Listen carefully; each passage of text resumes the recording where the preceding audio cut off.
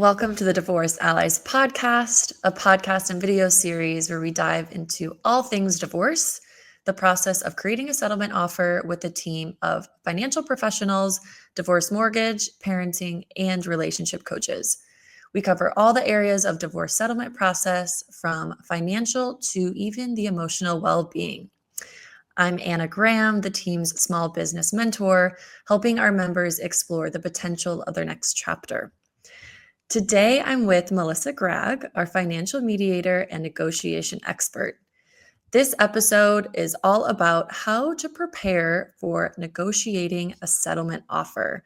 So, Melissa, welcome. Thank you so much for being on. Can you just give us a brief background of what you do and how you're helping our clients on a day-to-day basis? Sure. The Divorce Allies is really a group of professionals that exists around helping women in particular move through the divorce process. So for about 20 years, I've been helping women and men and couples get divorced through litigation systems, through mediation, through collaborative divorce, and other kind of alternative resolution options. So my background is really in business valuations and testifying in court and bringing some of the knowledge of the court system and what's happening in mediation basically back to the consumer and the couple, specifically the wife in these situations, and understanding how we can then move towards a settlement if one person is maybe unwilling or just doesn't know how to proceed. So a lot of times this is people's first divorce and they don't know exactly what to expect. And a lot of times when you're heading into divorce, you want to lawyer up, you want to get serious, or you want to know when you should make that first step. And so a lot of this is kind of backing up a little bit and saying, how do we look at a settlement offer? How do we look at collecting documents or taking this from a little bit different perspective? So Yeah. hopefully today will be a little bit different perspective from it.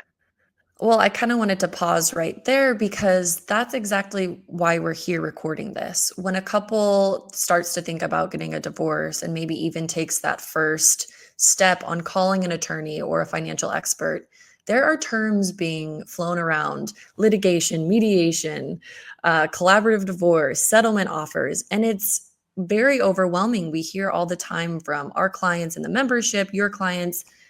It's a lot to handle. And so when we talk about this settlement agreement, we're going to start just at the very basics of what even is a settlement agreement. So this is a term that we are going to drill into our members' heads. And it's so essential to know kind of everything about this because this is going to get you to that finish line. So, Melissa, what is a settlement agreement? Yeah. And for the most part, when you're starting off, you're trying to figure out like, what do I do to go through the divorce process? And for the most part, you're looking at your friends, other people you know, your CPA, your financial planner, and you're just like, where do I start? And a lot of times by default, everybody's saying to call an attorney and to talk to an attorney.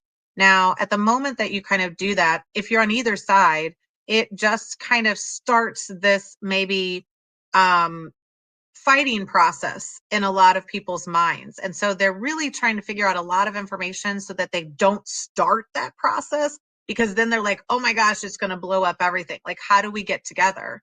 So a settlement agreement is really looking at it from, what would I reasonably be willing to walk away with? And a settlement, like you could call it a settlement offer. We have in the court system, we have settlement conferences, which are really just coming to the judge and saying, the judge says, hey, where are you guys on settlement? So a lot of people talk about what it means to put together that agreement, but they're usually waiting till the end. And they're like, well, once we figure out everything, we'll put together our agreement and we're able to mediate it, or we were able to talk about some things. And then you can always have a few things that you take to the court. So you don't have to agree on everything. You don't have to settle everything. You don't have to do it in mediation or collaborative. Really, you can do it in any of these processes, but you're still getting divorced. And by way of marriage, you've entered into a legal contract with your spouse. And so to get out of that legal contract, you then have to go through some sort of litigation process, even if you're just filing and then finishing with an attorney. And so a settlement agreement, at the core basics, you're looking at creating a property statement, which is going to be your list of assets and debts. And then you're going to be looking at your income and expenses. And so that could be considered a budget, but we're not really looking at it for a budget perspective. We're looking at what is your current income to each of you, and then what are the expenses that either one of you is going to stay in that house and then one of you is going to have other expenses, or you're both going to sell the house and have other expenses. But it's running through that process of, what do we have? What am I willing to keep? What am I willing to let go of? Right? Because we don't need to fight about everything. If you want the cat and I want the dog, it's like, okay, like what happens is most people position and they want to find out at the very beginning, like, what is my best offer? Like, what can I get? What is the court going to give me? So they start talking to their friends. They're like, well, did you get full custody? No, you didn't. Did you get the house? No, you didn't. Did you get all the retirement? No. And so everybody's got these stories. And the reality is, I think you got to get away from all of those stories. Every single judge is different. Every single court system is different. Every community is different. And when you're getting divorced, you're filing in the area that you live. And so you're really bound by those court system, if you will, or the whim of the judge. When you step out of that system, you just use the system to file what you agree upon, then maybe you could move through mediation. Regardless of where you are in the process, putting together a settlement agreement and knowing that it's just your property and debts, and then it's your income and expenses, that those are conversations that you could potentially have together because they're factually based. Now, when you see manipulation, it's going to be because one person has a business and they might say it's separate, or they have a business and they're running cash flow through it and you're not aware of it. You don't have access to those records. And or if they're doing bad deeds, they're going to run those things through the business potentially. It's just typically where we see the most leeway that you have, that a person would have access to cash and would have ways to hide the cash. So if you don't have some of those issues, inheritance, separate assets, hiding assets, then realistically, you guys could sit down and be like, okay, we have a house. What's it worth? Well, what's the mortgage? These are factual things that have statements. Can you provide me with that statement? And that's going to be a big piece of what any mediator, lawyer, or person in a couple should be considering is, what are we talking about? What are we agreeing to? And is there any financial backup, like a statement or some information that can prove out those numbers, so you're just not relying upon the trust of your spouse, because that's usually gone at the point that you're entering into a divorce.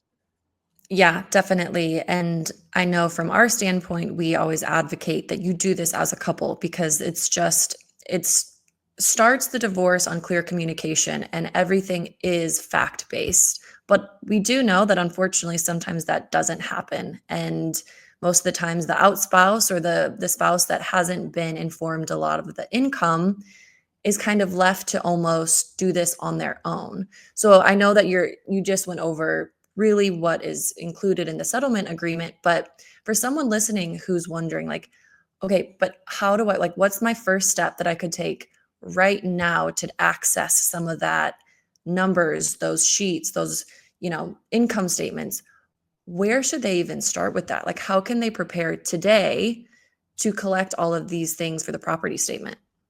Yeah, and it's going to be a simple process at the beginning, okay? Like literally starting out with a spreadsheet or a journal book, right? That you start to put together. We have other books that are preparation and workbooks and downloadable journals and guides through the Divorce Allies, but you can just simply get a binder or a workbook or whatever you like to keep, if it's on your iPad, whatever it is. We also talk about a secure way of holding these documents, and we use a bubble up platform, which we can talk more about.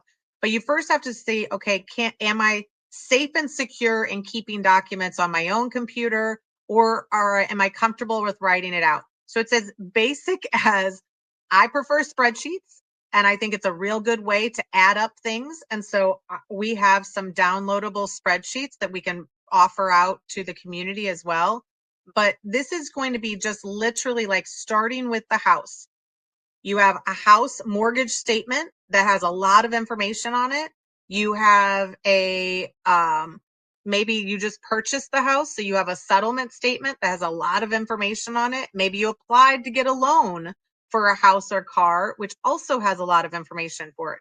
So at the beginning, you're just collecting, what do you have access? If you have access to like a primary checking and savings account or any financial retirement account, you can reach out to your CPA, you can reach out to your financial planner, and you can say, hey, can I have, right now it's the year end. Financial planners love to meet you at the year end. They really would love to meet you at any times on a quarterly basis. So if you haven't met them, reach out to them and say, can I have my, your prior reports, or do you have a listing of all of our assets? Because a lot of times they do. You go to your CPA and say, can I have my past 3 tax returns? And so it's really just, what do you have access to? And it's starting to put it on a list. You have 2 cars, list the 2 cars. Can you do one step further and pull up Blue Book? Print it out. Have it ready for this discussion. Print out Zillow and Realtor and the personal property on the real estate assessor's site. Pull up those 3 pieces of information for the house. It gives you a reference point for maybe what it's worth, but a lot of times people understand what the house is worth, but there's improvements that need to be done.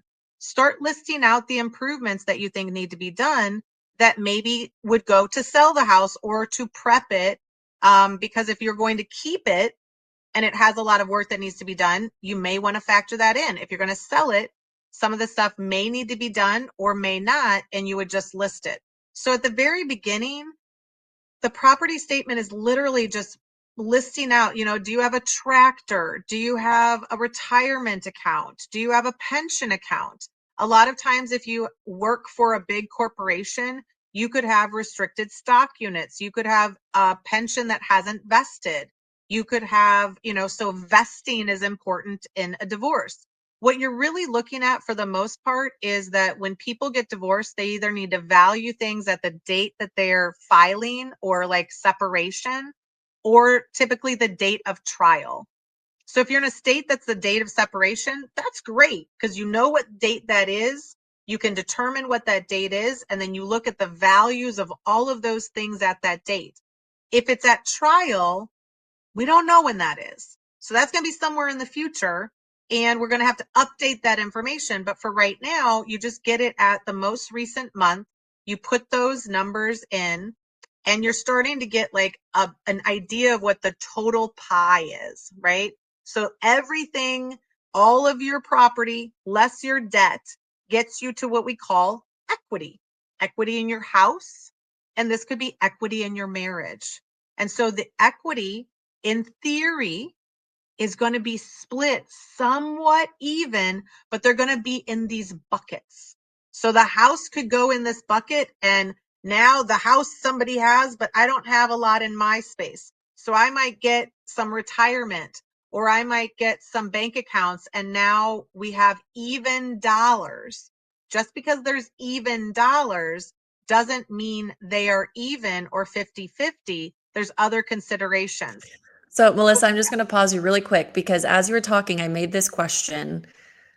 Is a successful settlement agreement usually a 50-50 split? Because I just wanted to pause you. I think you're about to go into it beautifully, but I just wanted to reiterate that I think a lot of us, even me, when I was learning about all of this, you can't just take the house and split it down the middle. You can't just give one car, one kid, half of this checking account, half of this checking account. I think a lot of the times we think that, okay, settlement means we're just going to draw a line to the middle, 50-50, we're done.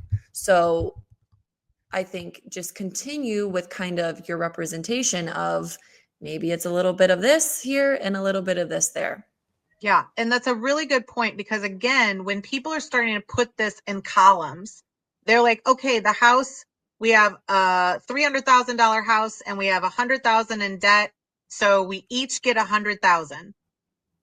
So then you have to say, okay, how am I going to get that money out of the mortgage, right? Am I going to take another loan, which means now I'm going to go into more debt, which is expenses, right?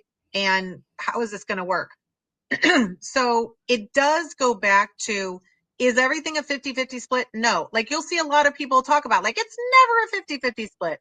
It's even more complicated than that. Is you will have income like this is really the issue.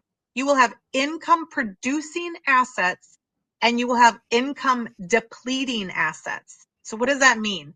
An income depleting asset is your house. So what does it do? It takes cash. It takes cash to keep it up. It takes cash to get the yard. It takes cash for the mortgage. A business or even an investment is an income producing asset. So you sit $100,000 in the bank, you can make interest on it. You put $100,000 in cryptocurrency, you can make a ton of money on it.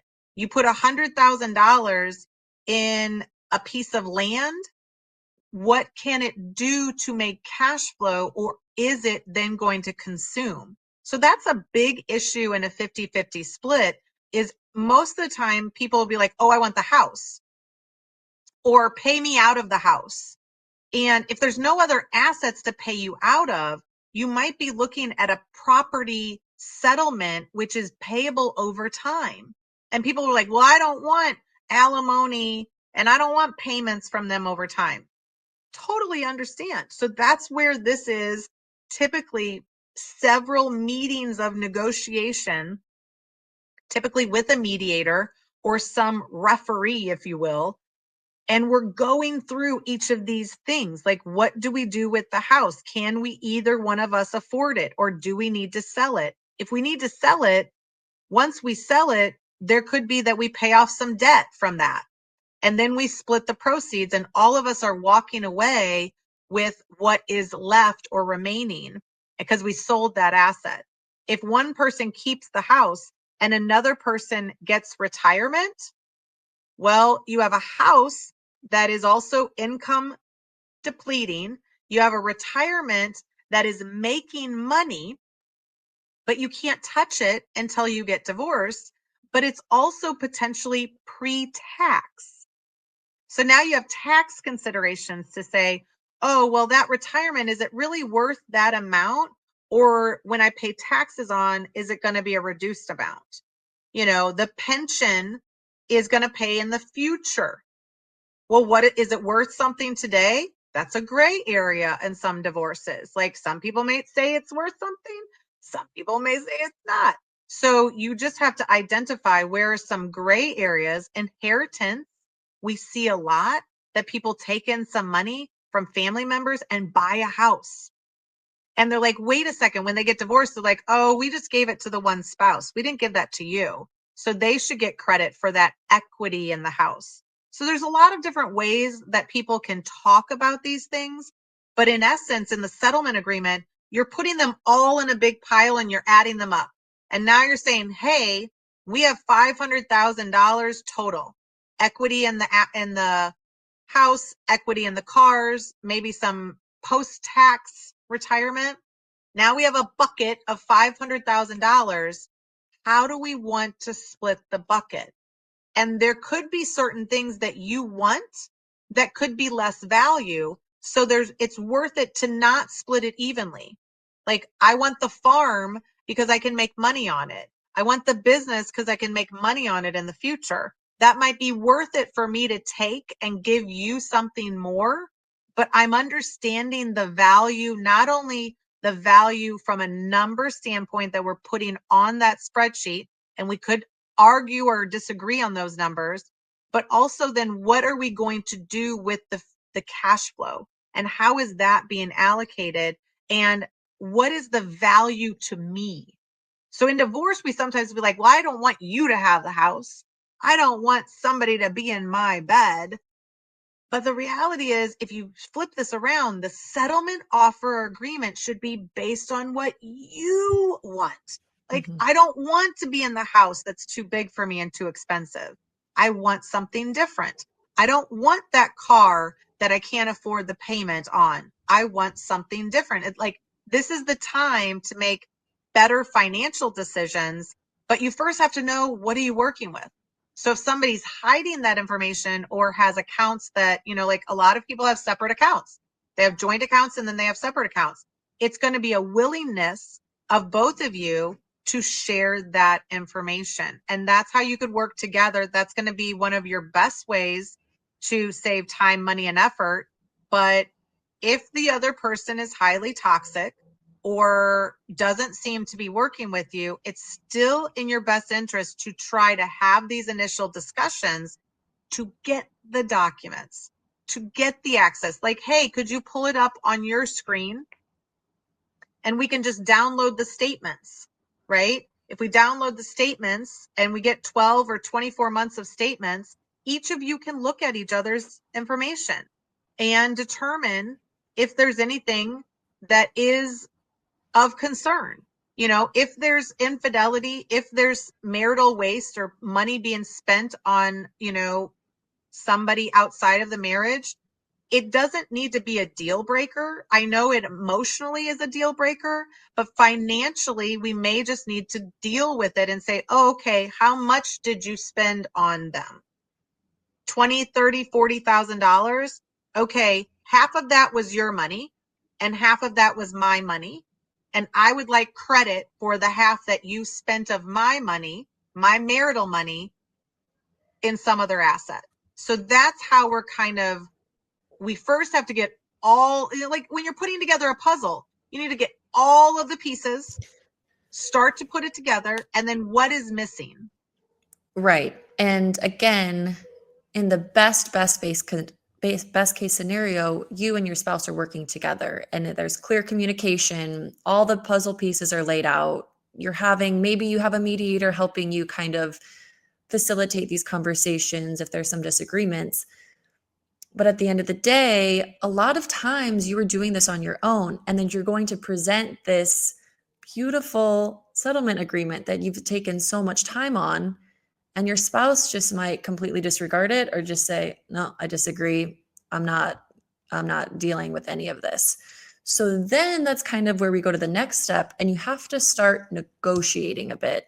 And I know that we're already at a little bit of time, but I just want to touch the tip of the iceberg when we get into negotiation. And if you just have some simple theories or strategies around that we can at least address today, and then maybe have an additional episode where we kind of get more into it, I think that'd be really beneficial, because I know a lot of our even members have a spouse that will have completely disregarded all of their work when it came to creating this settlement agreement. And this goes back to something that we talk about a lot in the circle. Like, your thoughts create your reality. And so if you go into this being like, oh, my spouse will never agree to this. Oh, they'll never come to a mediator. They'll never sit down and talk. They'll never, never, never, never, never. You're creating that reality. And so you have to kind of get in the mind space of, if we are going to save money, if we are going to do this together, if we want a rational space, because the reality is the majority of you do not have complex financial issues. The majority of you do not have highly toxic partners. You may have a lack of trust, and so you don't believe them. That's where a mediator could come in and just be like, hey, these are the things we talk about in a parenting plan. These are the things we talk about in a financial settlement. these are the things that we talk about in going forward. But if they refuse to even look at the settlement agreement, the concept is that you are negotiating based on the truth. And if you're negotiating based on the truth, it doesn't matter at what point, like right now, I don't care what stage you are at in your process. If you have not discussed a settlement offer with your team, if you have not created, if every waking moment isn't spent on putting together a settlement offer, you are wasting your time and your team might not know how to do it. And so, and it's perfectly fine. I've been doing this for 20 years. And it really has only become very clear very recently that we should all be working off of an ongoing settlement offer. Like at all times, this is what I would walk away from because most people's assets are finite. Like I only have this, that, and the other. And they have statements that say what the values are. And so it just is what it is. If we don't like it, that's different. Okay. But having them come to a mediator, have them meet the mediator, have them choose a mediator, because in a lot of our teachings and education and our templates, you're the hero. You're coming in and you're using the mediator to just facilitate this discussion about an offer. So if you put together an offer, you would sit on that offer if you go to mediation, if you go to litigation. You give the offer to the other side through their attorney, actually to them. Set it down next to the coffee machine. Let them find it in the morning if you're still living together. These are all actual realities that could happen, but putting together the settlement gets you clearer on what you want to do. It gets you clearer on, do I want the house? Do I not want the house? Not, do I want the house so that the kids can have a better life? Or I don't want to hurt the kids, or I don't want to change. Like, this is going to be a big change. Everything, if you deal with it in a truthful manner, is going to be the way that you position it no matter what. So if he doesn't want to look at it, or they don't want to consider talking to you, you would still create the offer. You would still either push it over to them, email it to them, have a record that you've sent it to them, and then you wait. Because if you end up filing in the system, which most people have to at least file and then finish it in the system, then in that system, after you file, you have a cooling off period. And then you either, sometimes you're mandated to have mediation if there's kids involved. And so you might have to go to a 2-hour mediation session. I encourage you to find a mediator that has knowledge about all the issues that you think are important. And then you use that 2 hours to try to talk about the kids, but then to extend it into a longer, like, could we come back to you and talk to you about more information? Again, you already have the settlement offer. And so you're literally like, hey, mediator, can you help me convince this dude to separate and to be done? Because usually there's emotional attachments that are harder to break than the financial attachments. So we're kind of going into that space of saying, if you don't agree to it and if you don't want to look at it, then you went to the mediator in the litigation. Now you get to go to the judge, and the judge is like, hey, first thing, settlement conference, status conference, update status meeting, right? They sometimes even called settlement things, right? Settlement conferences. You go in, the judge says, hey, where are you guys on settlement? And you say, well, I sent them an email 2 weeks ago, 2 months ago, 2 years ago, Yep. whatever it is. And then they come back and say, well, now the judge looks at the other side and is like, so what's your problem with the offer?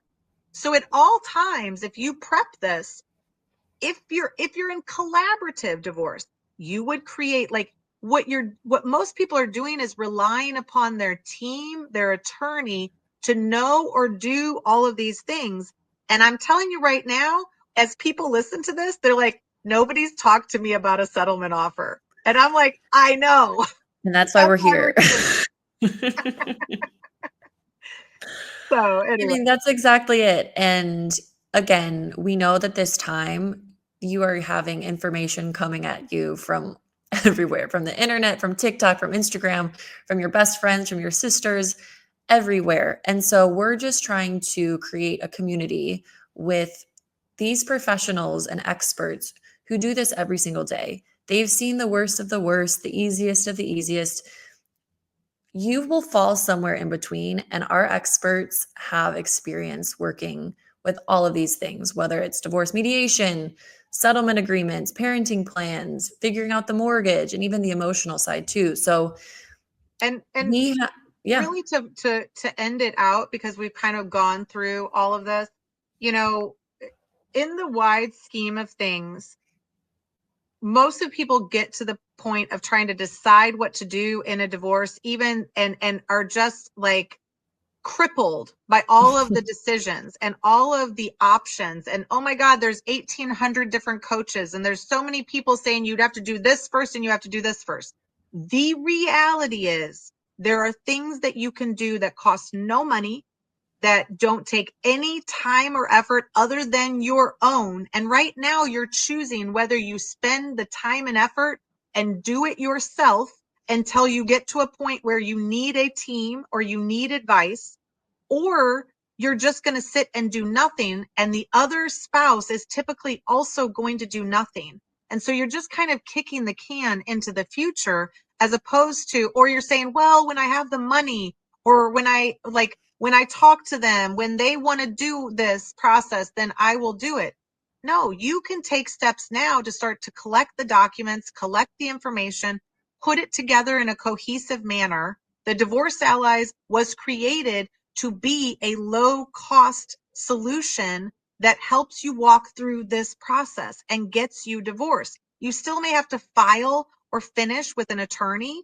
You still may need an attorney, but the financial pieces are the areas that the attorney cannot help you with. And so this settlement concept, you'd be like, well, why isn't my attorney or mediator talking about it? They don't know. They just don't know what they don't know. And it's weird that they wouldn't know this, but I have to have you understand that there's things that you can do that will be better than what you could do with the team, but also you could start now. So it's really in your own mindset of, do I have this capability? Yes. Is it as easy as we talk about? Yes and no. But at least the beginning pieces are low cost. You're doing them. You figure out how you can do it safely and effectively and keep records up into, a safe place, and don't communicate as much as you can unless you want it to be found on email. So any emails that you send are really part of the story that you're creating, that you are telling them how to settle this. So if you need more information, obviously we're going to talk about this more in future podcasts, but we also have that you could sign up for a membership today in the Divorce Allies and get access to all of this immediately. Absolutely. And with this podcast and our YouTube channel and the website, we have tons of free resources. So again, if you're not to the point where you want to join a membership, that's absolutely fine. So much that we just want to provide that at least get you to that first step. So the divorceallies.com, Melissa's website, if you need more information about her and her process, is valuationmediation.com. This was an incredible episode. Thank you, Melissa, and tune in next week for more.